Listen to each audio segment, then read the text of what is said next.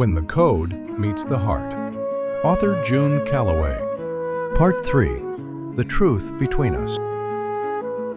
Chapter 9. What the Records Show.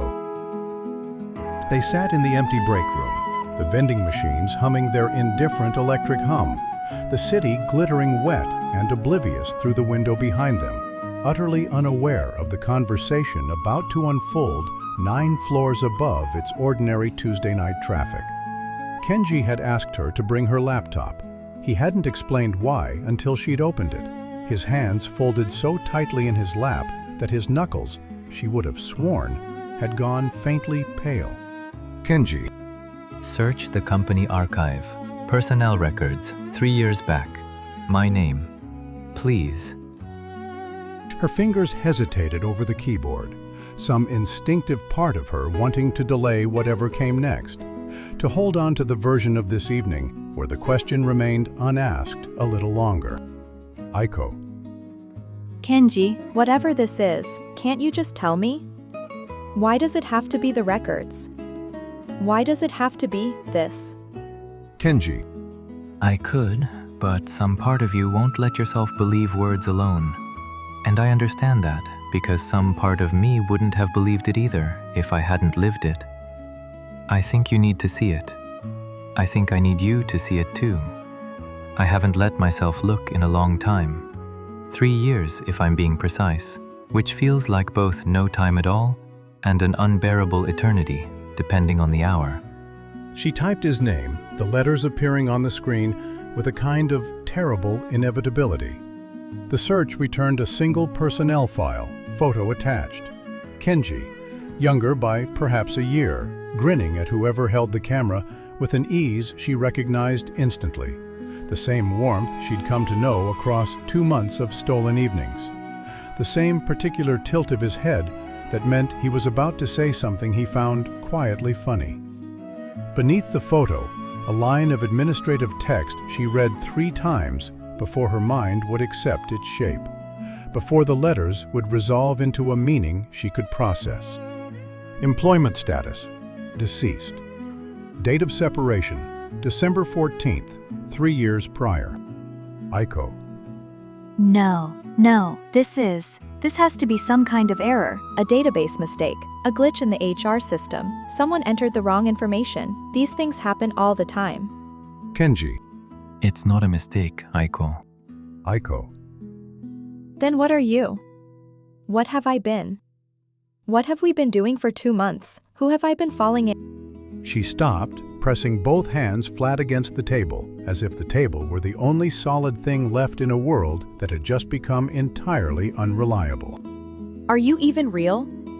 Was any of this real, any of it, or have I been losing my mind this entire time and just not noticed? Kenji. Moving closer, though he never quite touched her now, as if some instinct told him the timing mattered. Every word, every single word was real, Aiko. I promise you that on whatever is left of my soul, whatever that even means at this point, I am not a hallucination, and I am not a trick, and I am not some company AI experiment gone wrong. Though God knows that would almost be easier to explain to you, and easier for you to forgive, probably. His voice cracked, the careful composure he'd maintained for 2 months finally giving way entirely. I died on Aoyamadori 3 years ago, on my way home from this exact building, because I stayed late finishing a model I was so excited about that I didn't look both ways crossing a street I'd crossed 1,000 times before without incident. I was texting someone about it, about the model, about wanting them to see it work, when the car came through the intersection. And I don't fully understand what happened after that. I only know I woke up still here, still coming to work, still loving the parts of this place I loved when I was alive, still drawn to the desk where I used to sit, still, somehow, capable of being seen, now and then, by someone who needed to see me as badly as I needed to be seen, though you're the first in 3 years who's managed it for more than a fleeting, unexplainable second. Aiko. This isn't possible. Things like this don't. She stopped herself because some quiet, honest part of her had already known, had known for weeks, had simply refused the knowledge because the alternative was losing the best thing that had happened to her in years. The first person who had ever made her feel completely, unguardedly understood. I think some part of me has known. For a while, I just didn't want to know that I knew. Kenji.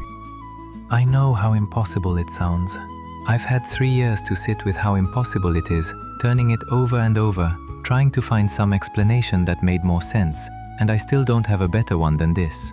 Some love, some unfinished work, doesn't know how to stop existing just because the body carrying it stops working. I think I stayed because there was something I never got to say to anyone. Some conversation interrupted halfway through a sentence I never got to finish. And then you walked in, asking who used to sit at that desk, and I thought, maybe this is what I stayed for. Maybe it was always going to be you, even though I had no way of knowing that, no way of predicting it. Just this stubborn, persistent sense that I wasn't finished yet. Chapter 10. Reiko's Confession.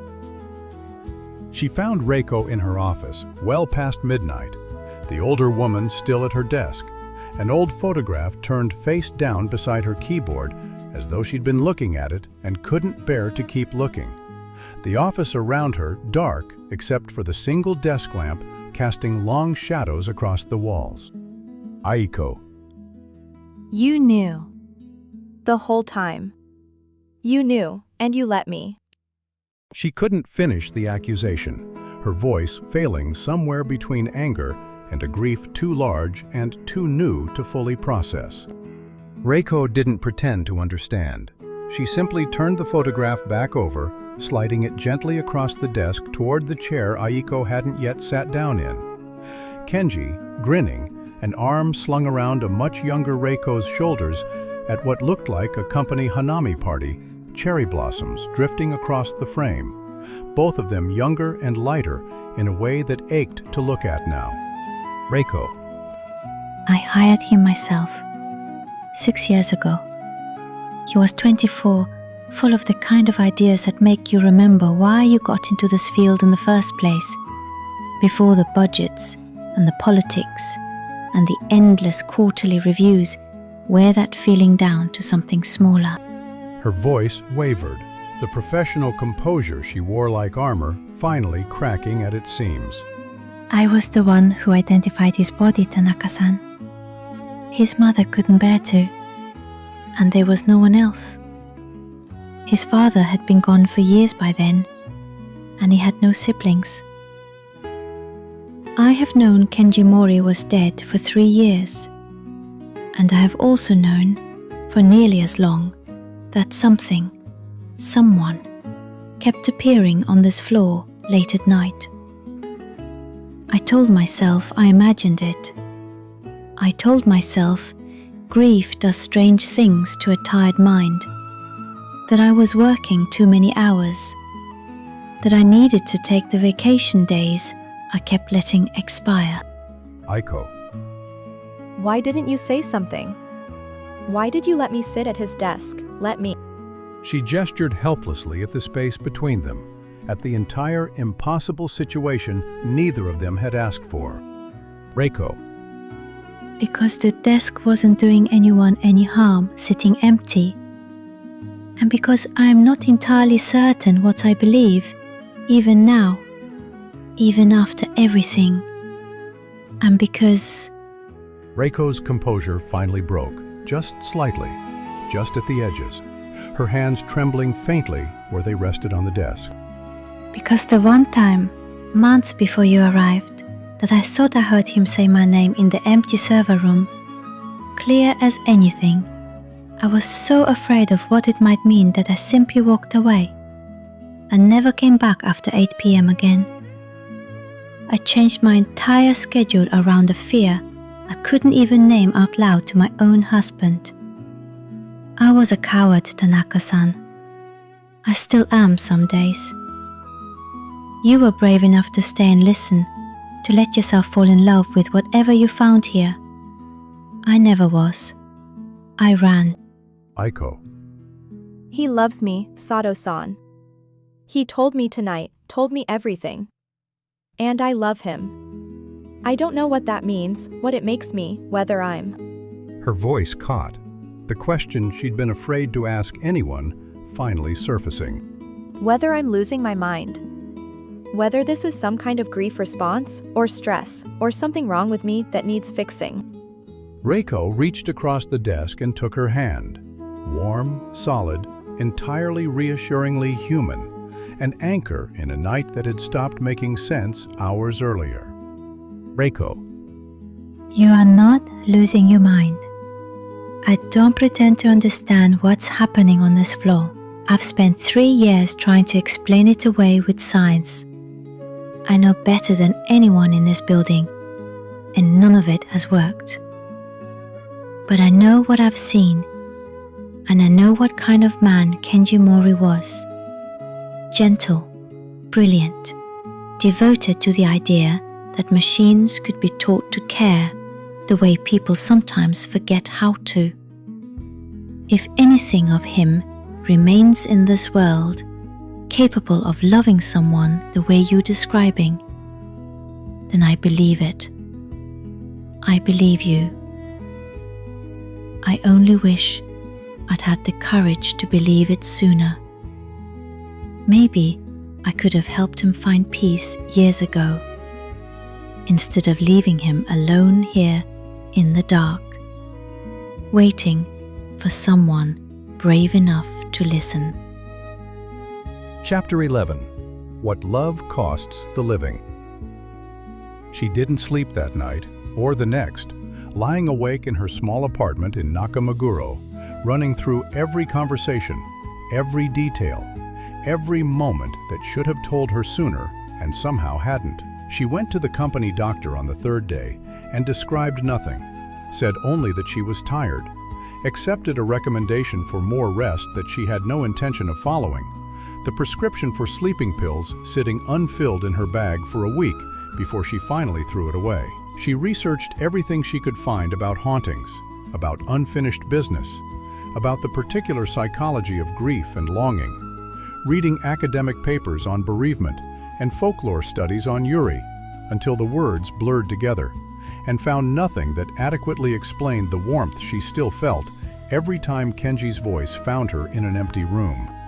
When she returned to the office 3 nights later, having called in sick for 2 days that she'd spent mostly staring at her ceiling, she found him standing exactly where she'd first seen him, in the doorway of the testing lab, looking somehow both more solid and more fragile than she remembered, as though the truth between them had stripped away some final layer of pretense, leaving only the raw fact of what he was, visible now in a way it hadn't quite been before. Kenji. You haven't been sleeping, I can tell. You have that look my mother used to get during exam season, like you're running on willpower alone. Aiko. How could I sleep? Kenji, I've spent 3 days trying to convince myself this is grief, or stress, or some kind of breakdown, because the alternative is that I'm in love with a man who's been dead for 3 years, and I don't know how to build a life around that. I don't know how to want a future with someone who doesn't have one left to give me, who can't grow old beside me or meet my parents, or do any of the 1,000 ordinary things that a life together is supposed to include. His face crumpled, an expression of such naked grief that she felt it land in her own chest like a physical blow. The particular pain of watching someone you love absorb a truth they already knew but had hoped somehow to spare themselves from hearing aloud. Kenji. I know. I have thought about that every single day since I realized what I felt for you. Turned it over so many times I've nearly worn a groove in the thought. You deserve someone who can walk beside you in daylight, Aiko. Someone who can hold your hand at your mother's table, who can grow old with you, who can give you a life with mornings in it, and not just these stolen, borrowed nights that feel like they're always one breath from ending. I have nothing to offer you but this. Fragments of time, a love I can't fully act on, a presence that might vanish entirely tomorrow and leave you alone with nothing but the strangeness of having loved a ghost, with no one to explain it to, no way to grieve something the world will insist never happened. Aiko. Don't you dare tell me what I deserve, like you get to decide that for me. I have spent my whole life being told what I should want, the right degree, the right career, the right kind of sensible, achievable love that my mother could explain proudly to her friends at the market. You are the first thing that has ever made me feel Completely, terrifyingly, alive. Kenji Mori, and I don't care that it doesn't make sense. I don't care that there's no name for what we are, no box on any form I'll ever fill out that describes this. I love you. I would rather have these stolen nights with you than a lifetime of mornings with anyone else. And I need you to actually believe that instead of trying to talk me out of my own feelings. Kenji. Aiko, Aiko. I mean it. Every word. So stop trying to protect me from a choice that's already mine to make. He crossed the small distance between them, closer than he usually allowed himself to come, and for a long moment they simply stood there, close enough that she could almost feel the warmth she remembered from the rain that night. Two impossible truths occupying the same small space: that she loved him entirely, and that loving him would, in some fundamental way she could not yet calculate, cost her something enormous, a price neither of them could yet name, but both could feel approaching, the way one feels a storm in the changing pressure of the air before the first cloud appears. Kenji. then let me have this. Let me have you, for however long I'm allowed to, however long whatever force keeps me here decides to grant us. Aiko. For however long, I'm not going anywhere, Kenji. Not until you tell me to, and maybe not even then. Neither of them said the thing they were both beginning to fear, that the choice of how long might not, in the end, belong to either of them. That some larger logic neither understood was already, quietly, beginning to make its own decisions about how this story would end. Chapter 12. The Weight of Unfinished Things. What followed was a strange and tender season, unlike anything in either of their lives, lived or otherwise. June arriving with its thick humidity and its long, golden evenings, the kind of Tokyo summer that makes the whole city feel slightly underwater. Aiko told no one but Reiko, swearing her former skeptic-turned-confidant to a secrecy that felt, in its own way, like its own form of intimacy. Two women sharing a truth too strange for anyone else to hold. She continued her work by day, brilliant and exhausted in equal measure, earning a quiet reputation among the senior staff as someone whose code reviews were unusually thorough, whose architecture decisions showed an almost uncanny intuition. A reputation she could never have explained came partly from nightly consultations with the team's former star engineer. She lived for the hours after the office emptied, when Kenji would be waiting, sometimes at her desk, sometimes in the stairwell, once, memorably, sitting cross-legged on the floor of the server room like he'd never quite left his favorite spot in the building, surrounded by the gentle blinking lights of machines that, in some way, neither of them fully understood, might have had something to do with why he could still be there at all. Aiko. Does it hurt? Being like this? I've wanted to ask for weeks, but I wasn't sure if it was a fair question. He considered the question with the particular care he gave to things that mattered, the same care he'd once given her buggy code on their first night together, turning the problem over before answering. Kenji. Not in the way you think. It's more like being a song that's almost finished, stuck on the second to last note, unable to resolve, the tension of it humming underneath everything else. I don't feel pain the way I did when I was alive. No hunger, no fatigue, none of the small physical discomforts that used to punctuate every ordinary day. I feel incompleteness instead. A held breath that's been held 3 years too long, lungs that ache not from lack of air, but from the simple duration of holding still. He looked at her, something achingly soft in his expression, the server lights painting faint blue shadows across his face.